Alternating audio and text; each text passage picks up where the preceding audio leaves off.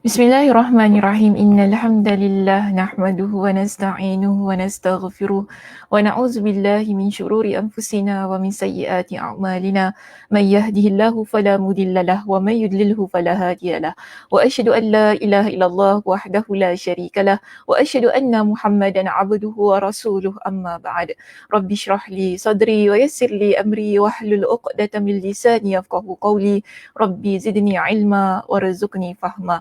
Allahumma inna nas'aluka ilman nafi'a wa rizqan tayyiba wa amalan mutaqabbala.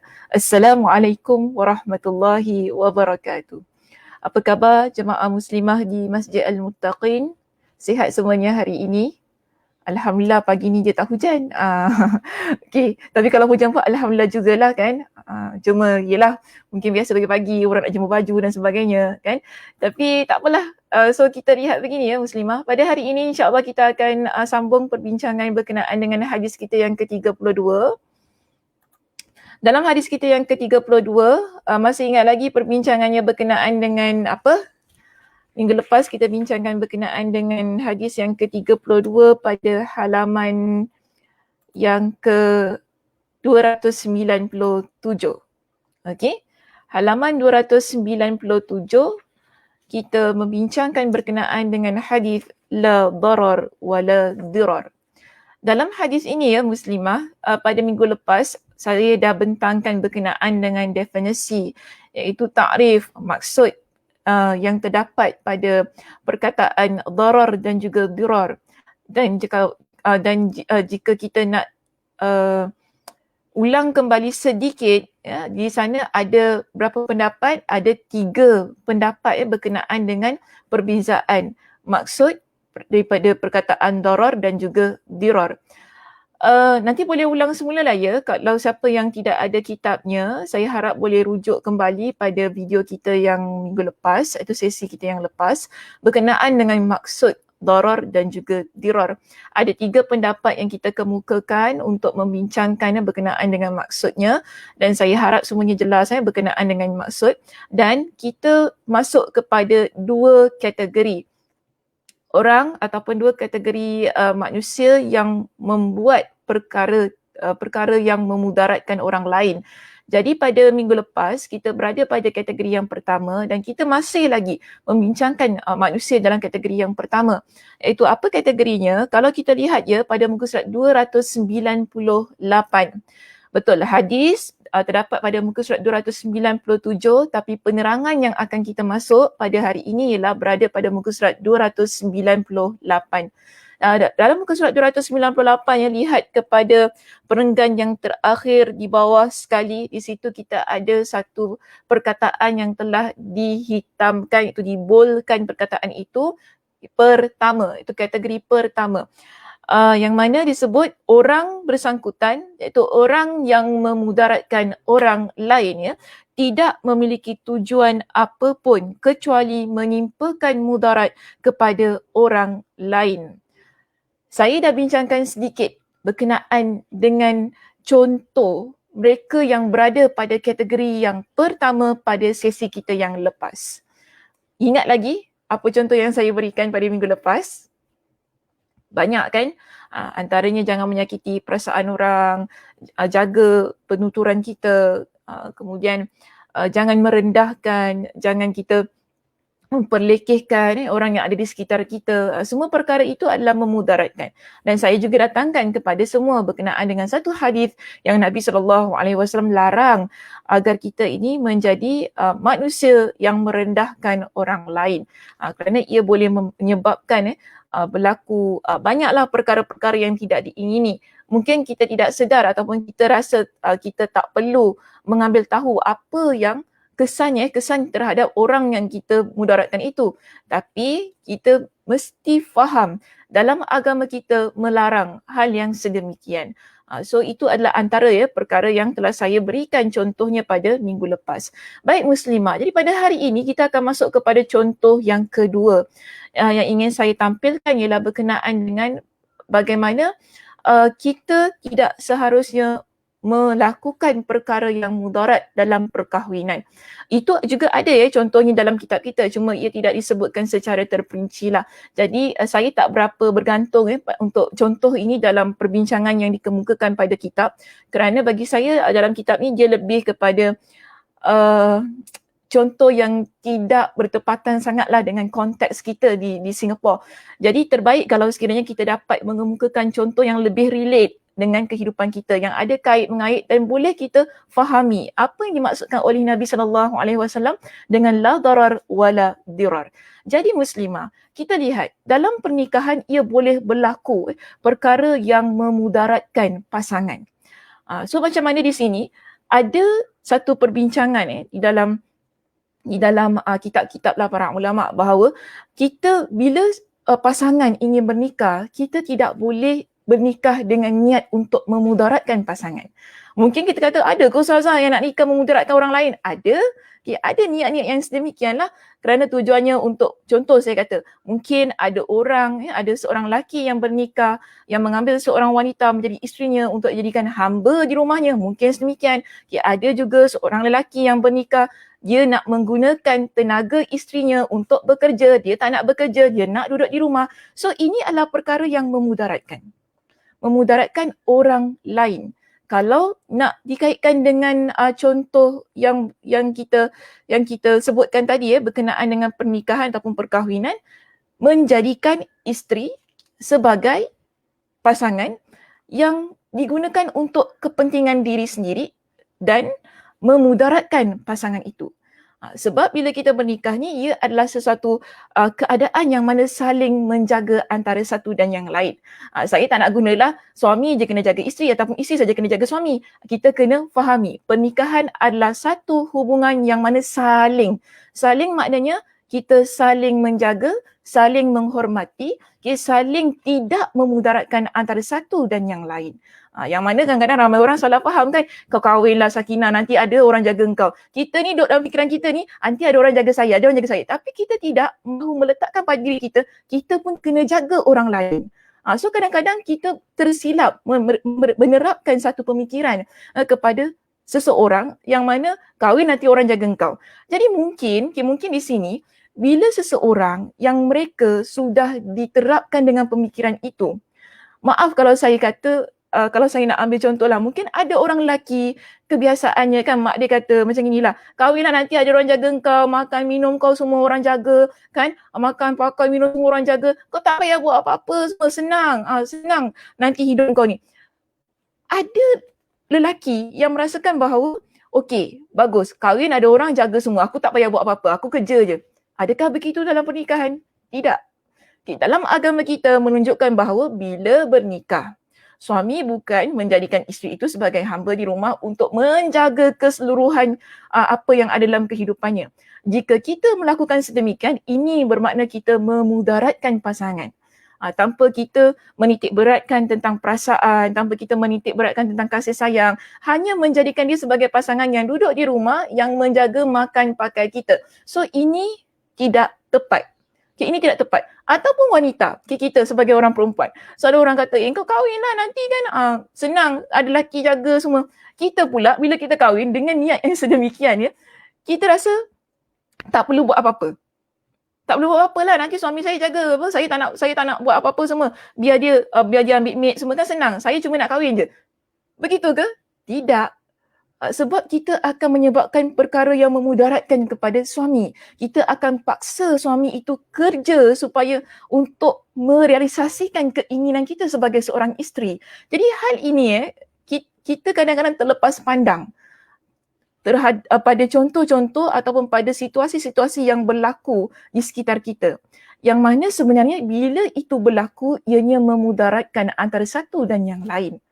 Sebab itu kena faham, kalau kita bernikah ianya bukan untuk kita menggunakan pasangan tu tadi kan, demi kepentingan kita yang akhirnya menyebabkan orang itu berada pada situasi yang memudaratkannya dari sudut emosinya, mentalnya dan sebagainya. So di sini saya nak ambil satu hadis Nabi SAW muslimah sebagai penguat kepada apa yang saya sebutkan itu tadi. Yang mana Nabi SAW ya, dalam sebuah hadis Nabi SAW melarang seorang suami menjadikan isteri sebagai hambanya ataupun sebagai orang yang tidak diberikan perhatian dari sudut emosi, kasih sayang kan, hanya untuk dijadikan sebagai isteri semata-mata, isteri semata-mata. So di sini ya muslimah, kita lihat Nabi SAW sudah mengingatkan kepada suami ataupun kepada lelaki yang ingin mengambil seorang wanita sebagai isterinya.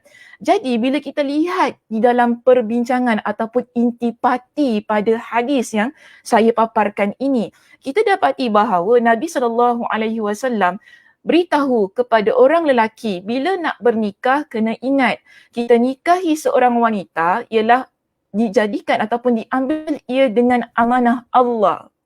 Ada tanggungjawabnya.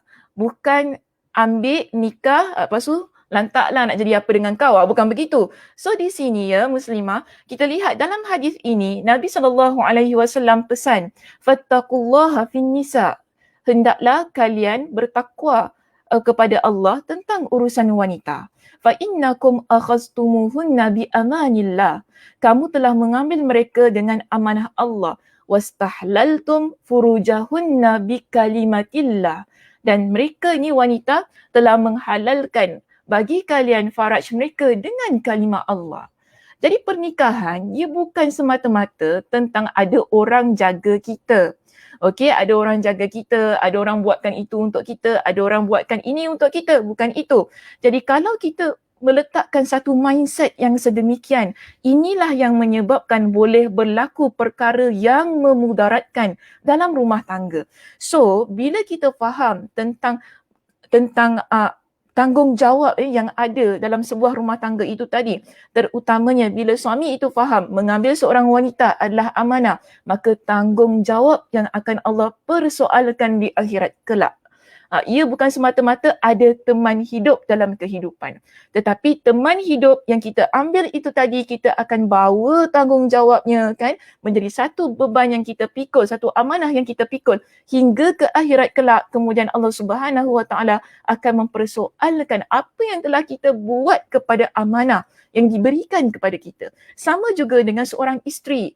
Apabila seorang isteri dia menjadi isteri, okey, dia menjadi isteri, ada amanah yang dia pikul. Sebab nanti kalau saya tak sebut pasal isteri macam attack orang lelaki pula kan. Okey. So orang perempuan relax. Oh bagus. Abang ingat abang ni Saudara Sakinah cakap kalau kahwin ni amanah tanggungjawab, jangan lupa awak tu. So isteri-isteri di rumah, saya nak cakap begini juga ya. Bila kita bernikah, kita ada suami, bermakna di situ ada juga tanggungjawab dan amanah yang kita pikul sebagai seorang isteri. Jangan buat perkara-perkara yang memudaratkan suami kita. Okey? Apa perkara yang mudaratkan suami kita? Benda apa yang aku buat yang mudaratkan suami kita? Contoh, saya nak bagi gini muslimah. Kita kadang-kadang, kita jadikan suami kita ni sebagai tempat untuk kita, untuk dia dapat merealisasikan apa yang kita hendak. Di luar kemampuan dia. Contoh kan, orang sebelah beli TV 80 inci contohnya, 80 inci, kita pun sibuk paksa suami kita beli TV 80 inci. Tak tahulah beli 100 inci pun boleh juga muslimah. Okey. So kita paksa, bang saya nak juga, saya tak peduli, saya nak juga awak beli. Suami kita kerja, penat dan sebagainya, mungkin ia di luar kemampuan dia. Namun kita paksa yang menyebabkan dia terpaksa bekerja lebih masa. Kemudian suami itu dia tak ada masa dengan kita. Kita pun kata, awak ni tak ada masa dengan saya, awak ni kan saya tunggu lah kat rumah. Nampak tak perkara yang kadang-kadang kita terlepas pandang dalam kehidupan kita sebagai seorang isteri? Di mana letak simpati dan empati kita? Betul, itu suami. Dia memang bertanggungjawab untuk itu, untuk ini. Tetapi kena ingat, ada batas dan ada hadnya yang perlu kita sama-sama fikirkan. Okay, supaya kita tidak menyalahgunakan tanggungjawab yang dia ada, yang mana kita letakkan semua kepada dia dan kita paksa dia untuk buat sesuatu yang merealisasikan keinginan kita yang dia tak mampu. Kemudian kita banyak tembak dia. Tembak dia tu maksudnya lah, kita ni banyak membebel, banyak itu, banyak ini, sehingga sebab itu Nabi kata begini muslimah. kenapa di kalangan wanita ramai yang disebutkan sebagai ahli neraka? Jangan marah ya orang perempuan saya sebut begitu. Bukan saya sebut, Nabi SAW sebut. Ni apa yang Nabi sebut inilah untuk menjadi satu pengajaran kepada kita supaya kita tak jadi wanita di kalangan ahli neraka itu. Jangan pula kita kata, bahaya saya Nabi cakap kita paling ramai dekat api neraka. Bukan begitu. Tetapi ia adalah sebagai satu peringatan kepada kita wanita agar berhati-hati ketika kita menjadi seorang isteri.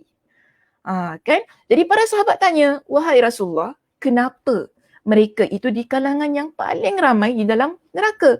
Lalu Nabi SAW pun menyebutkan, mereka ini adalah isteri ataupun wanita yang banyak melaknat dan juga tidak mensyukuri pemberian suami, yang mana jika sekiranya ada satu masa kalian tak dapat buat apa yang mereka inginkan, mereka kata, apa selama ini awak tak berikan satu benda yang baik pun untuk saya? Kan? Selama ini awak tak berikan satu benda pun untuk saya. Itu kata-kata yang dia ucapkan kepada suaminya yang menyebabkan dia masuk ke dalam api neraka. Jadi kena hati-hati kita ni orang perempuan. Bila kita memudaratkan suami kita masukkan suami kita dalam keadaan yang mudaratkan. Kita paksa dia buat perkara-perkara yang di luar kemampuannya, dan ataupun dia memang tak naklah beri kepada kita kan, sebab apa? Bagi dia tak perlu. Kenapa mesti nak beli TV sampai 80 inci, yang 45 inci pun tak tengok-tengok kat rumah ni kan? Nak beli lagi yang 80 inci. So suami tu kata, tak perlulah yang kita ada TV besar-besar ni. Kita pun kata, awak selama ni saya hidup dengan awak, satu benda baik pun saya tak nampak pada hidup awak. Kita ucapkan perkara begitu ataupun perkataan-perkataan yang sedemikian kepada suami kita. Jadi ini ia memudaratkan emosi dalam rumah tangga. Kebahagiaan, kan, situasi-situasi yang sepatutnya kita mencipta keharmonian, keamanan, yang kadang-kala, saya kata kadang-kala tak bermakna sentiasa kita buat.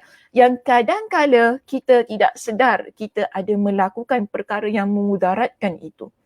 Sebab dia memudaratkan ni, dia termasuk kepada, kalau ingat lagi perbincangan kita pada minggu lepas, ia bukan semata-mata tentang kita menyusahkan orang tersebut, tetapi bagaimana tentang emosinya yang kita mudaratkan, keamanan yang ada, keharmonian yang ada, yang menyebabkan bila kita membuat satu tindakan, akhirnya kita memudaratkan keadaan. Okay, so ini adalah contoh kita yang pertama ya pada hari ini yang ingin saya kemukakan sebagai contoh bagi kategori kita pada insan yang pertama yang disebutkan oleh Imam Ibn Rajab Al-Hanbali. Baik, so di sini Muslimah, ada satu lagi contoh yang ingin saya kemukakan, yang mana bagi saya ia juga relate lah dengan diri kita sebagai orang perempuan. Saya kadang-kadang bila saya mengajar ni, ada orang datang jumpa saya. Mereka kata begini, Ustazah, boleh tak saya pakai susuk kalau sekiranya saya nak attract suami saya? Boleh ke kita pakai susuk untuk attract suami kita? So di sini ia memudaratkan. Mungkin kita rasa ia untuk mengeratkan. Ia untuk mengeratkan hubungan kita dan suami. Tetapi sebenarnya tidak. Kerana apa Muslimah? Kita menggunakan hal-hal yang mensyirikkan Allah, kita melibatkan jin dan syaitan dalam rumah tangga kita. Jadi kena jelas, walaupun kita rasa tujuannya baik. Sebab begini, kalau kita dah sihir suami kita, kan, maknanya kita membodohkan dia Muslimah. Kalaulah ikut kepada istilah orang Melayu ya, maaf kalau saya salah sebut lah ataupun kasar bahasa yang saya gunakan ini, kan, dulu-dulu saya tak tahu sekarang ni ada, mungkin ada ataupun mungkin sekarang cuma dia tak berapa nak expose sangat. Mungkin adalah dulu orang katakan buat nasi kangkang lah sebagainya untuk supaya suami ikut cakap kita, supaya suami sayang kita, tak cari perempuan lain dan sebagainya. Tapi hal ini ia memudaratkan keadaan suami itu tadi. Yang menyebabkan suami tak boleh berfikir dengan betul, yang menyebabkan dia tidak ada pendirian, yang menyebabkan dia itu hanya ikut je apa kita kata. Maaf saya kata begini, yang menyebabkan kita ni membodoh-bodohkan ataupun kita buat dia jadi bodoh. Kan, buat jadi bodoh, tak boleh fikir mana yang betul, mana yang salah, hanya kerana kita nak dia dengar cakap kita. So ini perkara yang memudaratkan pasangan muslimah. Walaupun kita kata tujuan saya baik ustazah, saya tak nak dia pergi kepada perempuan lain. Betul, tetapi adakah itu yang diajarkan oleh agama kita? Adakah itu yang diajarkan oleh agama kita? Saya tanya lagi 2 kali ni. Okay. Adakah itu yang diajarkan oleh agama kita? 3 kali saya tanya. Tidak. Agama kita tidak mengajarkan hal yang syirik ini untuk kita mengiratkan hubungan kita dan suami. Sebab apa? Ingat muslimah, Nabi SAW pernah menyebutkan berkenaan dengan perbuatan menyihir suami. Ia adalah perbuatan yang haram. Kenapa ia perbuatan yang haram? Kerana ia adalah perbuatan mensyirikkan Allah Subhanahu wa taala. Di dalam hadis ini Nabi SAW bersabda. Nabi kata apa muslimah? Innar ruqa wattamaima wattiwalata syirkun. Sesungguhnya jampi, tangkal dan attiwalah adalah syirik. Okey, Nabi SAW menyebutkan hal yang sedemikian kepada kita. Sebentar ya. Suara saya berdengung ke? Boleh saya minta feedback yang lain daripada jemaah?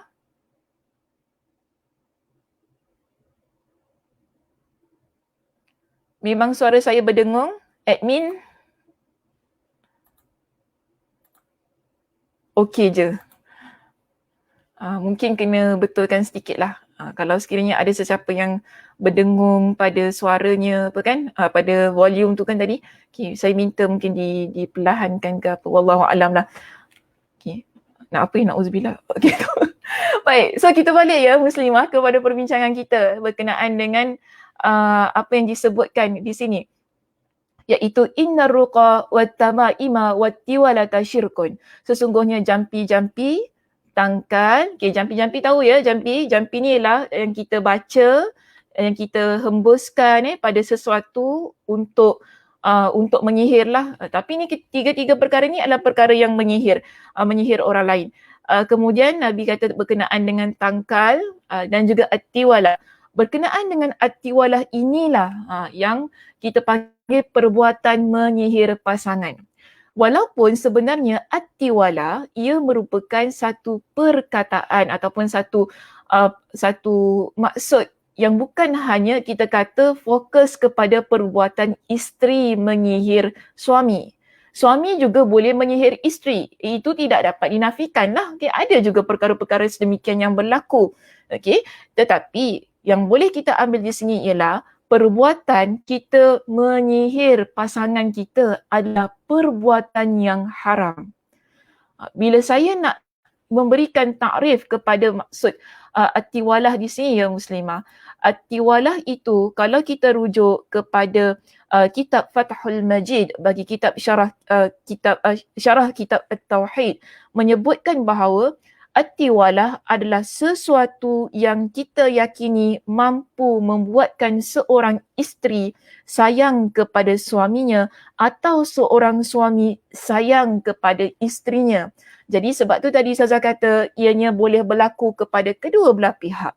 Sama ada suami menyihir isteri ataupun isteri menyihir suami. Dia adalah satu perbuatan yang mana kita buat sebab kita nak pasangan kita stay dengan kita. Dia sayang pada kita, dia dengar cakap kita. So kita buat sedemikian. Jadi ini kita panggil sebagai attiwala. Dan kalau kita rujuk kepada kitab Aunul Ma'bud, Syarah Sunan Abi Dawud, Al-Khattabi, beliau menjelaskan maksud attiwala ini sebagai innahu darbun minas sihri. Iaitu tiwalah yang kita panggil sebagai satu perbuatan ataupun satu perkara yang kita buat ini untuk pasangan sayang kepada kita, ia adalah sejenis daripada sihir. Sejenis daripada sihir. Dan Al-Asma'i dalam kitab yang sama menyebutkan bahawa ia adalah perbuatan yang mana untuk menjadikan seorang isteri ataupun seorang suami sayang kepada pasangannya. Jadi hal ini janganlah ya kita buat. Sebab kalau saya nak jelaskan lagi bagaimana cara perkara itu ataupun kaedah attiwalah ini dibuat ialah kita boleh merujuk kepada pendapat Al-Qari dalam kitabnya yang mana menyebutkan naw'un minas sihri au khayd yuqra'u fihi minas sihri au qirtas. Disebutkan bahawa Atiwalah ini adalah sebahagian jenis daripada sihir yang ataupun ikatan, sihir ataupun ikatan yang dibacakan padanya daripada sihir ataupun kita bacakan pada kertas yang dituliskan sesuatu padanya lil mahabbah. Dia highlightkan di sini ataupun dia tekankan pada jenis sihir ini lil mahabbah, iaitu untuk kasih sayang, untuk kecintaan. Kalau mungkinlah kalau dalam bahasa Melayu kita kata ini adalah sihir pengasih. Sihir pengasih untuk adakan kasih sayang antara kita dengan pasangan. Jadi jangan buat perkara ini sebab ia memudaratkan. Ia memudaratkan. Kenapa ia memudaratkan? Sebab kita buat pasangan kita sebagai orang bodoh yang hanya mendengar cakap kita, yang dia akan buang mak bapak dia, akan buang adik-beradik dia, dia akan hanya dengar cakap kita sahaja. Jadi hal ini tidak dibenarkan muslimah. So jangan pandai-pandai jumpa bomoh sana, bomoh sakinah ke apa kan. Nak minta itu, minta ini supaya suami kita stay dengan kita, dengar cakap kita supaya duit gaji dia semua bagi pada kita. So ini boleh ke tidak? Tidak. Tidak dibenarkan dan ia memudaratkan. Ia memudaratkan pasangan kita. So saya harap berkenaan dengan hal ini jelas supaya kita tak melihat hal itu sebagai sesuatu yang dibolehkan walau dalam apa jua keadaan sekalipun. Kalau kita terdesak macam mana sekalipun, jangan kita dekati kepada perkara sihir. Perkara sihir ini kalau kita rujuk kepada pendapat yang pertama pada definisi kita pada minggu lepas, saya boleh kata ia adalah darar. Ia adalah darar, perkara yang mudarat. Kemudian bila kita buat sihir ataupun kita menyihir orang lain, ia adalah dirar. Kerana apa? Kita buat perkara yang memudaratkan orang lain. Jadi kena hati-hati. Dalam hal ataupun permasalahan yang berlaku dalam rumah tangga kita ini, selesaikan dengan cara baik, selesaikan dengan cara yang mana bagi saya lebih terhormat, lebih menepati syariat daripada kita menggunakan perkara-perkara ataupun unsur-unsur syirik di dalam rumah tangga kita. Okey, muslimah. Seterusnya ya, kita lihat kepada contoh yang berikutnya. Yang mana di sini berkenaan dengan talak. Bagi saya ia lebih contoh yang lebih relate kepada orang lelaki lah. Cuma orang perempuan juga kena faham tentang hal ini. Kalau ia berlaku dalam hidup anda kena faham ini adalah satu perkara yang memudaratkan diri kita. Maknanya suami itu buat perkara yang memudaratkan kita. Jadi bila berlaku perceraian, orang perempuan bila diceraikan dia ada iddah. Dan hal ini kalau kita lihat pada konteks zaman jahiliah, bila berlaku perceraian pada masa itu, lelaki yang dia ni berdendam dengan isterinya, dengan isterinya ataupun dengan isteri yang telah diceraikan itu tadi, dia ni akan tunggu masa yang mana bila isteri tersebut nak habis iddahnya. Kita iddah 3 bulan. Saya ambil 3 bulan iddahnya. Jadi bila dia lihat isterinya nak dekat-dekat habis iddah, dia akan rujuk semula isterinya. Kemudian dia akan ceraikan kembali. Lepas tu isteri tu dalam keadaan iddah, dia buat apa? Dia rujuk lagi bila nak dekat habis iddah tu. Kita kata 3 bulan. 3 bulan kemudian mungkin pada lagi 2-3 hari nak dekat habis iddah, dia kata dia nak rujuk. Kemudian rujuk. Lepas rujuk, tiba-tiba dia ceraikan lagi. Itu pada masa sebelum ayat Al-Quran ini diturunkan, ia boleh berlaku. Sampai kan ada riwayat yang menyebutkan, kalau kita rujuk dalam kitab tafsir Ibn Kathir, menunjukkan bahawa ada pada masa itu yang mana sampailah ke 100 kali dia mentalak isterinya dan dia rujuk kembali. Dan ini memudaratkan. Sebab apa? Dia tak nak wanita ini bernikah dengan lelaki lain. Dia memang suka-suka hati saja dia buat hal yang sedemikian. Sebab itu kita lihat begini dalam agama kita kan, la darar wa la dirar. Sebab itu Allah Subhanahu wa taala turunkan surah Al-Baqarah ayat 229. Surah Al-Baqarah ayat 229 untuk menghentikan perkara mudarat yang dilakukan manusia lah pada masa itu. Ini kita lihat hikmahnya lah mengapa Allah Subhanahu wa taala menetapkan hak talak ataupun hak rujuk itu hanya sebanyak 2 kali, okey, 2 kali. Bila berlaku kepada kali yang ketiga, tidak dibenarkan untuk dirujuk semula supaya pihak lelaki tidak buat perkara-perkara yang boleh memudaratkan pihak isteri yang telah diceraikan. Jadi bila Allah Subhanahu Wa Taala menurunkan ayat ini dan meletakkan batasnya pada perkara talak dan rujuk itu tadi kan, kita lihat Imam Ibn Kathir ketika beliau menjelaskan ayat ini, beliau kata فَإِمْسَاكُمْ بِمَعْرُوفٍ أَوْ تَسْرِيحٌ بِإِحْسَانٍ yang terdapat ya pada surah Al-Baqarah ayat 229. Beliau kata bila seseorang sudah menjatuhkan talak kepada isterinya, kemudian dia ada keinginan untuk rujuk kembali kepada isteri, ia perlu dilakukan dengan niat untuk islah. Islah ni maksudnya untuk kita perbaiki hubungan kita dengan pasangan.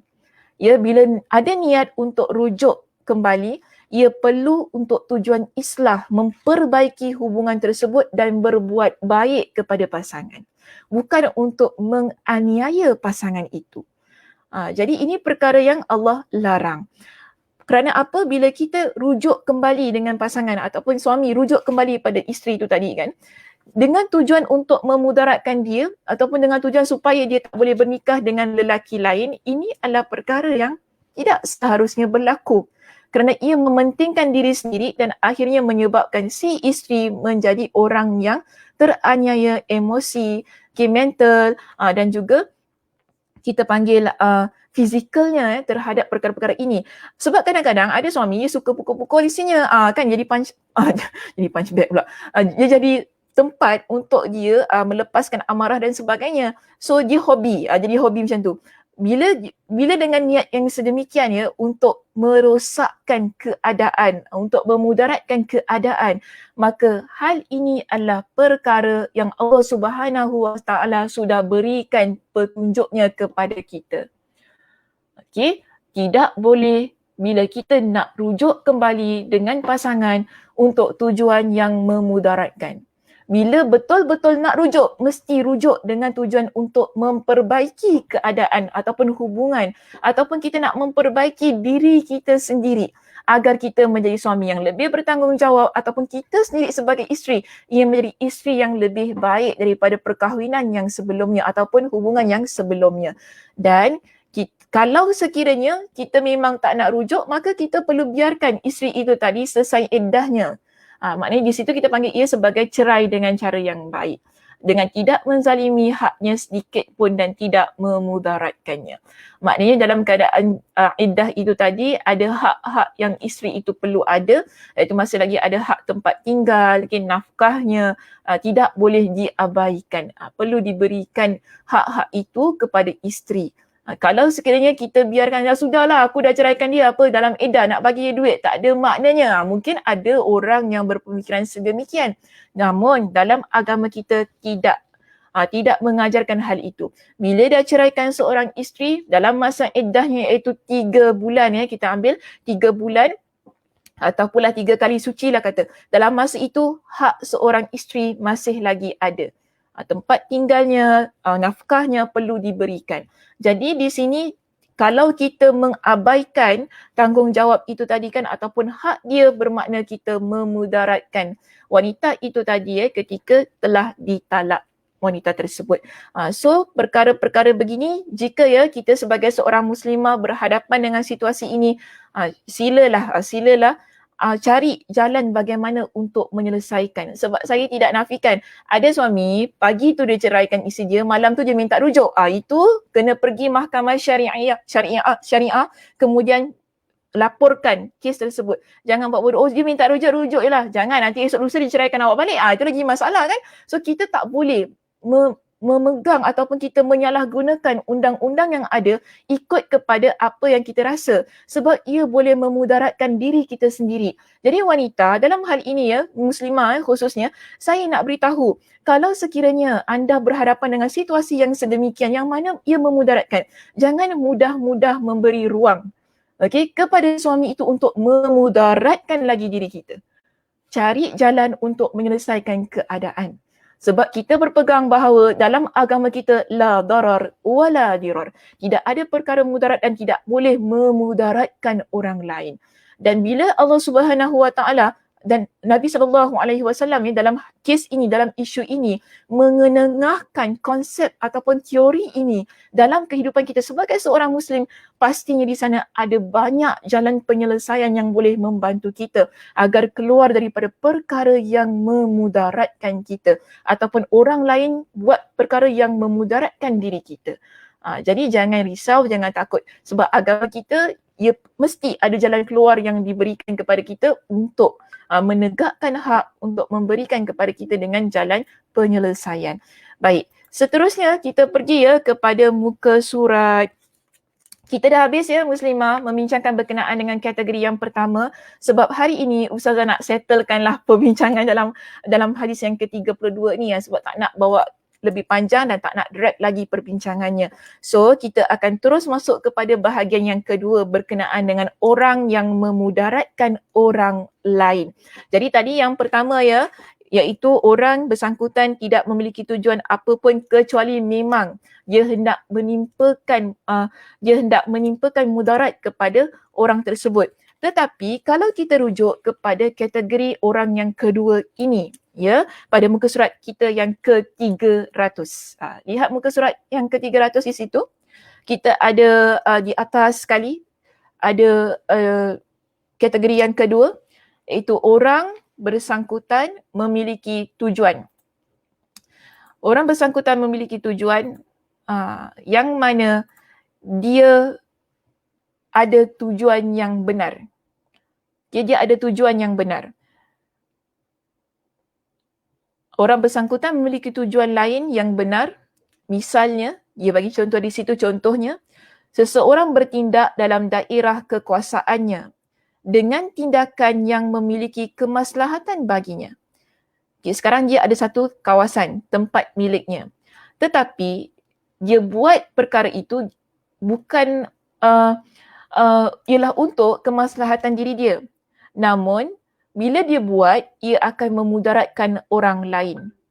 Okay, kalau lihat di bawah itu, di dalam kitab kita saya baca dalam kitab kita, Imam Ibn Rajab Al-Hanbali dia kata begini, orang bersangkutan memiliki tujuan lain yang benar. Misalnya seseorang bertindak dalam daerah kekuasaannya dengan tindakan yang memiliki kemaslahatan bagi dia. Lalu hal itu berimbas menjadi memudaratkan ke orang lain atau dia berusaha mencegah orang lain mengambil manfaat dari daerah kekuasaannya demi untuk menjaga aset daerah kekuasaannya yang kerananya orang lain menjadi terkena mudarat. Boleh faham tak? Apa Ustazah belit-belit lah dia cakap. Aduh, Ustazah explain lah. Okay, yes. Sebab tu saya ada di sini untuk explain apa yang ada dalam kitab kita ini. Dia begini Muslimah. Bila kita kata untuk kategori orang yang kedua yang buat mudarat kepada orang lain ini, dia sebenarnya ada tujuan yang benar. Sebab apa tujuan yang benar? Kerana itu adalah kawasan dia. Kita kata ginilah Muslimah, kita duduk dalam rumah kan. Rumah ni rumah kita, rumah flat ni. Kemudian kita ada kawasan dekat luar rumah kita. Luar rumah kita ada tangga dan kadang-kadang ada orang dia tanam pokok dan sebagainya sebab itu kawasan rumah dia. Tapi boleh tak kita tanam pokok kat rumah kita ni sampai masuk ke kawasan rumah jiran kita? Ataupun kita tanam pokok tadi kan di kawasan rumah kita. Tapi kita biarkan air bertakung sehingga menyebabkan ada jentik-jentik, seterusnya membawa penyakit, nyamuk Aedes berleluasa dan sebagainya. So ini kita memudaratkan orang lain walaupun kita buat di rumah kita. Saya tak tanam pokok kat rumah jiran saya apa? Asal pula nak kena buang pokok-pokok ni? Mungkin kita cakap itu kan, betul tak? Saya tak tanam pokok kat rumah jiran saya. Suka hati saya lah, ni kawasan rumah saya. Lainlah kalau saya tanam pokok kat rumah dia. Tapi kena ingat, tindakan kita menanam pokok tadi tanpa kita menjaga kebersihan, tanpa kita menjaga berkaitan dengan air itu tadi kan, ia menyebabkan orang lain terkena mudarat. Walaupun kita kata tujuan kita betul. Sebab kenapa dia kata tujuannya betul? Kerana ia berada di kawasan tempat kita. Ya, ia berada di kawasan tempat kita. Contoh muslimah kita jemur kain. Kita jemur kain dekat tingkap kita, betul, kita tak jemur kain dekat tingkap orang lain kan. Okey, kita jemur kain di tingkap kita ataupun kita jemur kain di koridor. Di koridor rumah kita. Itu boleh sebab ia kawasan rumah kita, tidak menjadi masalah. Tetapi jika sekiranya ia mengganggu orang lain. Contoh, kita menyebabkan air daripada jemuran kita itu menitik hingga terkena jemuran orang yang jiran kita yang berada di bawah. Itu memudaratkan dia. Menyusahkan dia, bukan? Memudaratkan dia. Ataupun kita jemur dekat koridor. Bila kita jemur di koridor itu, ia menghalang orang untuk lalu lalang. Kita kata, alah, jalan je lah. Kadang-kadang, kena ingat, ada orang, dia ada delivery barang yang besar dan sebagainya. Kemudian kita letak barang kita dekat kawasan rumah kita yang menyebabkan orang lain terhalang daripada jalan untuk bawa barang yang sedikit besar. So ini, kita jangan jadi orang yang kita rasa itu hak kita semata-mata. Lebih-lebih lagi, bila kita duduk di Singapura ini kan, bagi saya bila kita duduk di Singapura ini, kita bukan duduk dekat rumah kampung muslimah. Kan? Rumah kampung tu memanglah, kalau tu kawasan awak lah kan, seluas-luasnya awak nak buat apa, buat lah. Awak nak tanam pokok apa, pokok kari, pokok apa, sampai menjala ke mana pun, itu hak awak. Sebab itu kawasan rumah awak. Tapi bila kita tinggal di rumah flat, ya, yang keadaan kita dengan jiran sebelah begitu dekat. Jiran atas, jiran di bawah, kanan kiri kan, ia begitu dekat. Dan kita memang ada kawasan di bahagian depan rumah kita ataupun kiri kanan rumah kita. Ataupun di belakang rumah kita.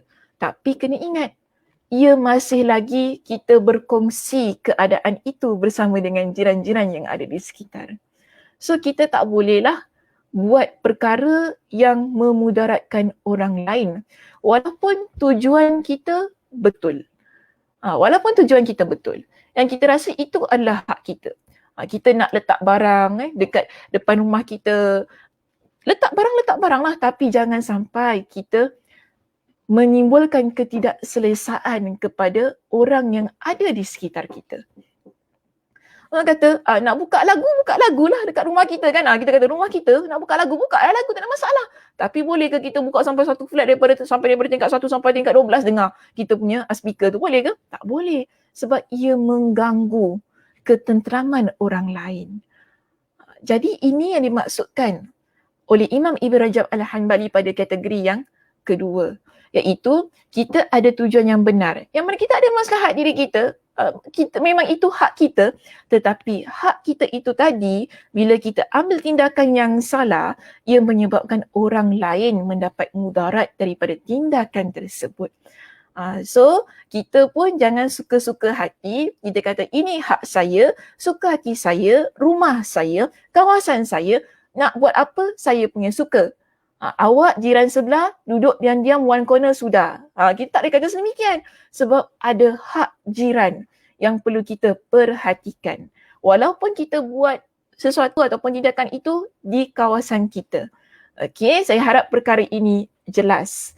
Sebab itu ya muslimah, kalau kita lihat pada kitab kita, pada muka surat 300 di sini, dia memberikan contoh kepada kita mengenai yang pertama, iaitu bertindak dalam daerah kekuasaannya yang mudaratnya berimbas ke orang lain. Jika dalam bentuk yang tidak biasa, misalnya dia melakukan pembakaran di tanah miliknya pada hari yang saat itu angin bertiup sangat kencang, lalu menyebabkan terbakarnya daerah sekitarnya. Ini contoh yang kalau kat Singapura tak bolehlah nak bagikan contoh kita nak bakar kawasan dan sebagainya. Cuma kalau mungkin di tempat negara lain lah kita kata kan, dia bakar di tempat tanaman dia sahaja. Tetapi betul dia bakar tu ialah kawasan dia. Tapi masalahnya bila dia bakar ladang ataupun tempat tanah itu kan tadi kan untuk bersihkan contohnya, ia menyebabkan pembakaran itu merebak ke tempat orang lain. Jadi perkara ini mendatangkan mudarat kepada orang yang ada di sekitarnya. Ni bolehlah kita panggil sebagai ada masalah jerebu. Masalah jerebu membahayakan kesihatan. So, sebagai seorang yang namanya Muslim, kita sebagai seorang Muslimah, bila kita nak buat apa jua tindakan dalam kehidupan kita ini, dia perlu berhati-hati. Jangan sampai kita buat sesuatu yang kita rasa ia hak kita, tapi masalahnya boleh memudaratkan orang yang ada di sekitar kita. Sama ada kategori manusia yang pertama yang buat mudarat ni kan. Yang pertama tadilah yang memang buat tu memang tujuan untuk memudaratkan orang lain. Memang dia tak ada tujuan sebab itu adalah perkara yang memang benar ataupun tidak. Bukan tujuan begitu. Tapi ia dilarang. Kedua pun dilarang. Yang kedua kita baru bincangkan ini juga dilarang dalam agama kita. Tak kiralah kita berada pada kategori yang pertama atau kategori yang kedua, kedua-duanya tidak dibenarkan untuk kita laksanakan. Walaupun kita kata itu adalah hak kita. Sebab kena fikirkan juga apa kesannya, apa mudaratnya bila kita buat terhadap yang kita kata hak kita itu tadi kepada orang yang ada di sekitar kita. Okey, baik. So, kita lihat ya pada perbincangan yang terakhir sekali di situ, disebutkanlah begini ya, kalau kita nak rujuk kepada keumuman sabda Nabi SAW ya, pada muka surat 301, saya nak selesaikan perbincangan hadis ini. Cuba ya muslimah semuanya lihat kepada muka surat 301 pada perenggan kita yang kedua. Di situ ada disebutkan berkenaan dengan keumuman sabda Nabi SAW. Keumuman sabda Nabi yang disebutkan la darar, tidak boleh memudaratkan. Ada juga termasuk pada dan di antara yang termasuk maksud dalam perkataan la darar itu ialah bahawa Allah Subhanahu Wa Taala sama sekali tidak membebani hamba-Nya untuk melakukan apa-apa yang akan memudaratkan mereka. Jadi hal itu kerana apa-apa yang Allah perintahkan kepada mereka mengandungi kemaslahatan agama dan dunia mereka sendiri. Sebaliknya, apa-apa yang dia larang bagi mereka pastilah mengandung kerosakan bagi agama dan dunia mereka. Jadi dalam hukum hakam agama kita itu sendiri kan, kita dapat lihat bahawa Allah tunjukkan kepada kita bila Allah perintahkan hal ini, ia adalah untuk kemaslahatan kita. Bila Allah larang buat perkara ini, ialah untuk menolak kemudaratan berlaku pada diri kita. Kenapa Allah Subhanahu Wa Taala larang kita minum arak? Kenapa? Kerana ia memudaratkan, bukan? Nampak kalau orang minum arak, mabuk, bawa kereta sampai melanggar orang lain tak sedar, ia memudaratkan. Sebab itu Allah larang. Kenapa Allah Subhanahu Wa Taala larang kita berzina? Sebab ia boleh menjatuhkan harga diri kita, buat melahirkan anak di luar nikah yang akhirnya nanti ada banyak masalah dari sudut perwalian, dari sudut nasab, dari sudut harta. Ada banyak masalah bila perzinahan berlaku secara berleluasa. Sebab itu Allah larang hal itu berlaku. Kerana apa? Untuk menolak mudarat yang lebih besar. Jadi dalam agama kita itu sendiri, dari sudut hukum hakamnya membuktikan bahawa Allah tetapkan satu perkara dalam hidup kita ini, ia bukan saja-saja. Bila Allah kata itu adalah perkara yang dilarang, haram buat, bermakna Allah nak jaga kita daripada terlibat ataupun terjebak dalam hal-hal yang boleh memudaratkan diri kita dan juga orang lain. Jadi kalau kita dapat fikirkannya secara keseluruhannya berkenaan dengan hadis ini, ia bukan semata-mata tentang kita buat pada orang lain, tetapi juga tentang diri kita ni muslimah. Tentang diri kita. Yang mana kalau kita betul-betul pegang pada hadis ini, la darar wa la dirar, kita tidak akan memudaratkan orang lain. Okey? Kita juga tidak akan memudaratkan diri kita sendiri. Bahkan bukan hanya setakat orang lain dan diri kita sendiri, tetapi harta benda yang kita miliki, haiwan yang ada di sekitar kita, tumbuh-tumbuhan, keseluruhan apa yang ada dalam kehidupan kita.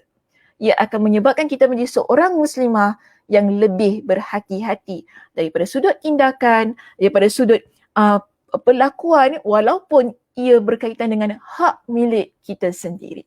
Okey Muslimah, itu sahaja perbincangan kita pada hadis kita yang ke-32. Alhamdulillah selesai ya perbincangan berkenaannya. Minta maaf memang saya tidak pergi kepada satu demi satu perenggan yang ada dalam kitab, dan contoh-contoh yang ada pun saya tidak ambil semuanya dalam kitab kita. Yang lebih contoh tu saya datangkanlah daripada pembacaan-pembacaan dalam kitab-kitab yang lain supaya lebih berkaitan dengan kehidupan kita di Singapura. So kita lihat begini Muslimah, insya-Allah pada minggu hadapan kita akan masuk kepada perbincangan hadis yang baru. Jadi kalau sekiranya ada yang ingin lebih bersedia, mungkin boleh baca terlebih dahulu perbincangan yang akan datang. Mudah-mudahan bila masuk kuliah ia akan menyebabkan kita lebih bersedia dan lebih dapatlah nak connect tu apa Ustazah berbual dengan apa yang ada dalam kitab. Wallahu a'lam bishawab. Jika sekiranya ada soalan yang ingin diajukan berkaitan dengan topik kita pada hari ini, saya persilakan, mungkin kita boleh ambil satu atau dua soalan daripada jemaah.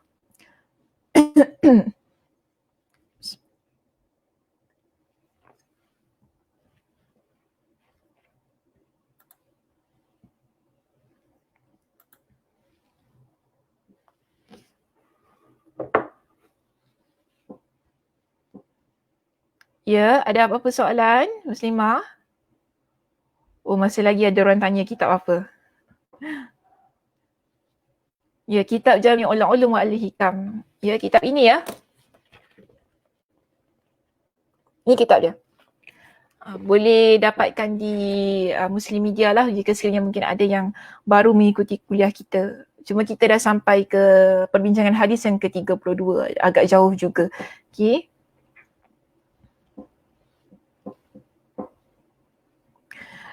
Kita ada soalan daripada Siti. Siti tanya di sini, salam Ustazah. Ya, salam Siti. Kalau dah bertaubat di atas segala kesalahan dibincangkan tadi, kalau sudah bertaubat Alhamdulillah. Maknanya dah kira settle lah, kita dah selesai. Okay? Tak perlu lagi nak fikir-fikirkan apa-apa kan, dulu saya itu, saya ini, sudah. Kita ni bila dah bertaubat, maknanya kita ni dah buka buku baru. Dalam kehidupan kita dah tinggalkan, maknanya jangan ulangi lagi perkara-perkara yang memudaratkan orang lain tu tadilah kan, daripada kan tersekap pula. Jangan ulangi lagi perkara-perkara yang dah kita buat tadi yang memudaratkan orang lain, yang akhirnya nanti akan menyebabkan kita rasa dah comfort dalam kehidupan kita. So kalau dah taubat Alhamdulillah, itu adalah tindakan yang terbaik. Sebab kalau kita nak lihat berkenaan dengan kesalahan ataupun dosa ni, semua orang je buat dosa. Semua orang buat salah. Kan? Sebab itu pun Nabi SAW sebutkan, Nabi kata apa? Kullu bani Adam khata'. Setiap anak Adam dia ada melakukan kesilapan. Dan mungkin ada antara kita yang buat kesilapan, kesalahan sebagaimana contoh-contoh yang telah saya sebutkan tadi. Tapi Nabi kata begini kepada kita, khairul khata'in at-tawwabun. Namun sebaik-baik orang yang buat kesalahan, orang yang buat dosa adalah mereka yang bertaubat kepada Allah. So kalau kita memilih untuk bertaubat kepada Allah daripada dosa-dosa yang telah kita lakukan, Alhamdulillah. Itu adalah pilihan yang terbaik, dan orang yang bertaubat jangan lupa, innallaha yuhibbut tawwabin. Sesungguhnya Allah Subhanahu wa taala mencintai orang-orang yang bertaubat. Jadi kita jangan rasa masih lagi dibelenggu dengan dosa yang lalu, masih lagi dihantui. Yang lepas tu sudahlah, biarkan saja yang berlalu. Okay, jangan diingat-ingat semula.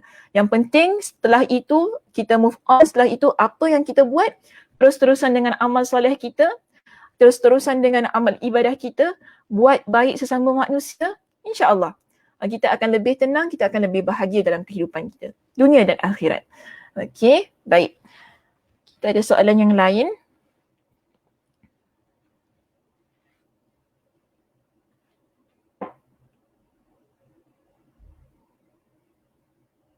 Okay, soalan Puan Sabaria di sini, bagaimana kalau kita dijemput ke rumah seseorang ikut suami tetapi kerana dia tidak suka, macam mana ikut suami, orang itu jemput suami, macam tu ya?